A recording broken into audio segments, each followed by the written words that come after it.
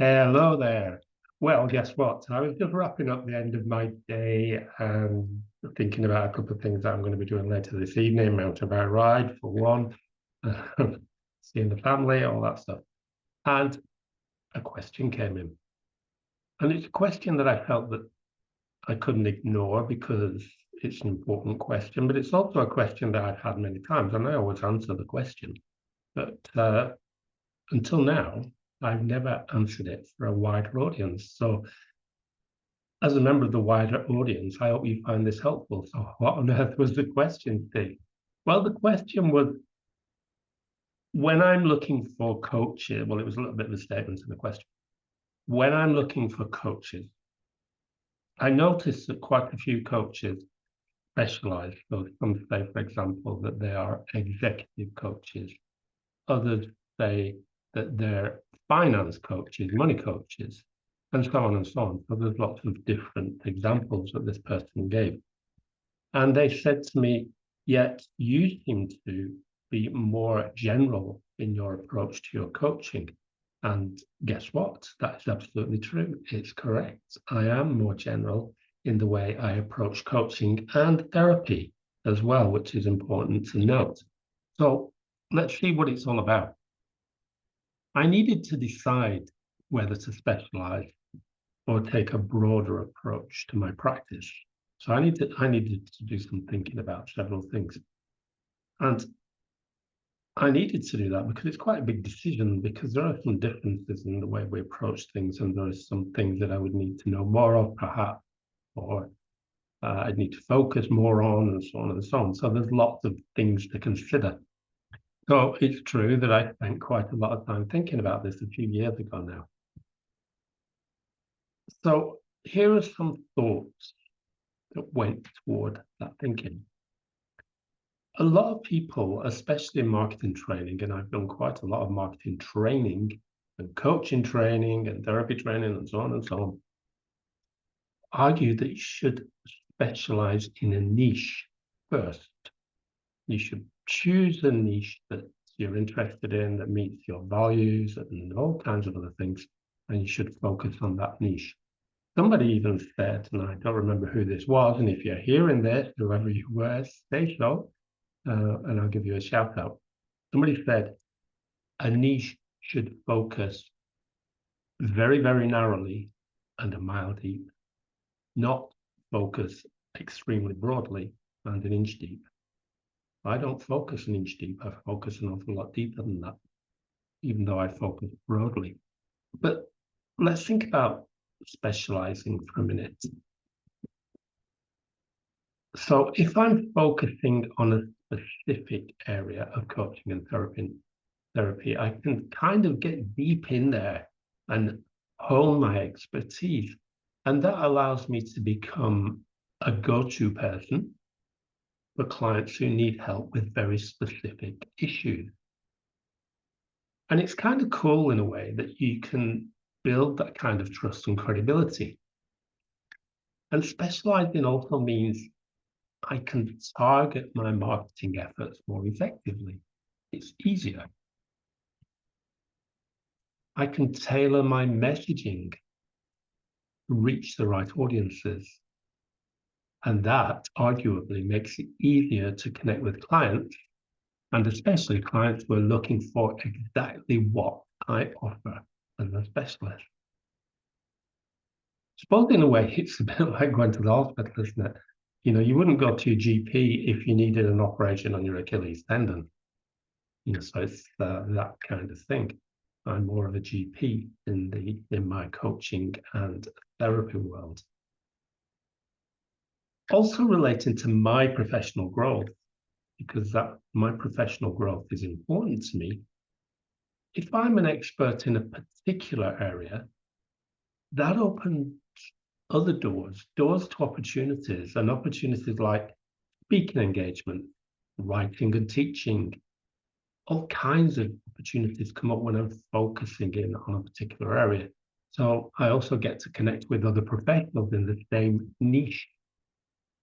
And that's really important for networking and collaboration. And I do a fair bit of collaboration and networking. On the other hand, if I'm embracing my broad approach, and that's what I do, that's not something I'm going to change, there are a lot of advantages to this approach. And one of the biggest benefits of this is flexibility, because this approach allows me to adapt to changes in client needs and market trends more easily. We all know about trends, right? Let's not go into that right now. And what that does is that it provides a variety of work that keeps my practice interesting and engaging. And incidentally, this kind of variety helps to prevent burnout because it's constantly presenting new challenges and learning opportunities. I did burn out a few years ago where things were all pretty much down one road. I was specializing. So a broad approach also allows me to offer a holistic perspective. And then by addressing multiple aspects of personal development, I can help my clients achieve more integrated and effective outcomes. I gain a really comprehensive understanding of how different factors impact well-being. And those factors, understanding those factors, enables me to draw connections between issues that often seem unrelated. And that enables me to provide more effective support. And working broadly also means I can attract a wider audience that connects with clients from different backgrounds with different needs. And this kind of increased client diversity can be especially advantageous in areas with smaller populations, or most so in my case, when I'm building an online practice. It opens me up to more opportunities, and it helps build a richer and more diverse practice. So from a professional growth standpoint, if I'm engaging with a wide range of issues, that encourages me to be continuously learning and developing.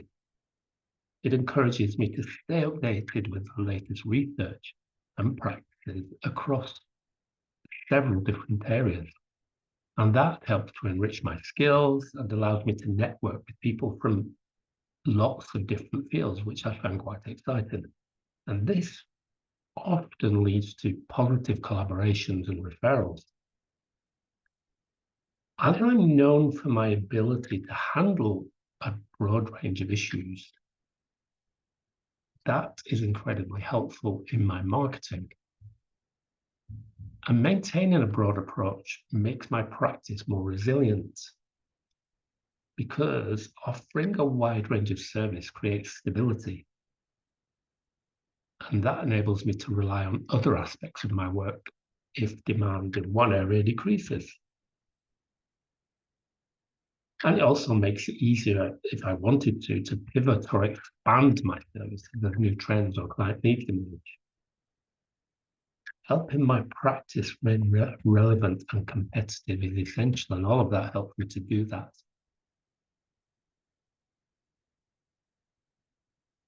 So I have to ask myself, what am I most passionate about?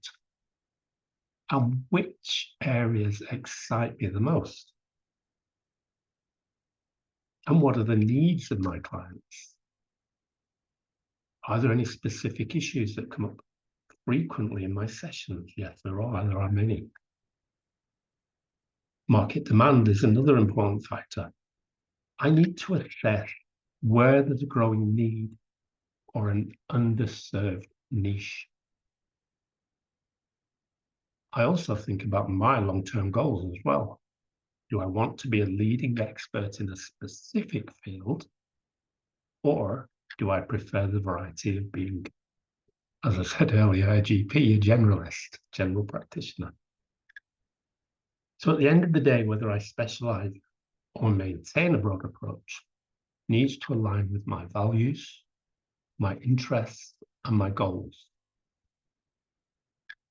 Sometimes I do work a kind of hybrid approach. I do go out of the office to work in different areas, different fields, with small groups, with individuals.